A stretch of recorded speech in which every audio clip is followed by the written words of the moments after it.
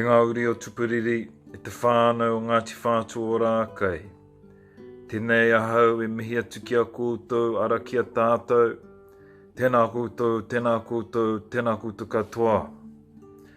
Kia ora te whānau. I hope you're doing as best as you can during these trying times. Kia haumaru te noho, ki pai ai te ora. I'm here to kōrero to you about the Ministry of Health official guidelines around Tangihanga for Alert Level 4. Ngāti Whātua leaders across the rohe have been consulted on the current guidelines, and we Ngāti Whātua Ōrākei support the advice and guidelines provided, and we will ensure the alignment of our tikanga and kawa. Remember, these guidelines can change at any time with the government, and we will try to be in touch with any changes as fast as we can. COVID-19 is in Aotearoa, and public gatherings put all our whānau members at risk, especially our kaumātua. Therefore, we must protect our hapu health and ensure our health system can look after our people who become sick. Kia haumaru te noho, kia pai ai te whānau. Stay home, stay safe, and the well-being of our whānau will be assured. Our kaumātua and whānau are our priority.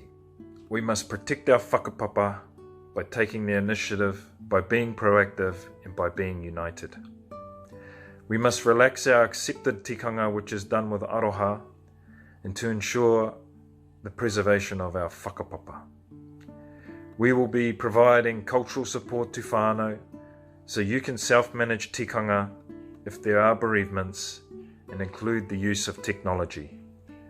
If whānau want cultural support from our experts, then they will be made available to you.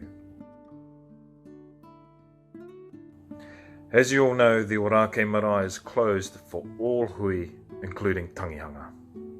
However, the Ōrākei urupā will be open. In the event of an unfortunate bereavement in your whānau, there will be a lot of guidance by the hospitals and funeral homes on what will happen. Please see the official Ministry of Health guidelines on their website. Ngāti Whātua Ōrākei has appointed tribal kaiwhakarite or facilitators who are available to talk to and assist you during this time. Willis Maihi at the Ōrākei marae is your first point of contact for any whānau who wish guidance around Tangihanga. His phone number is 021 903 545. Taiha Hawk is also available for any whānau who wish guidance around Tangihanga. His phone number is 021 518 230.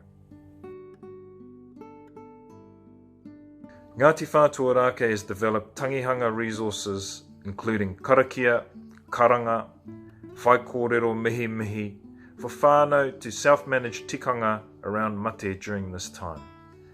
These resources are available on our Ngāti Whātua Ōrākei website and social media platforms.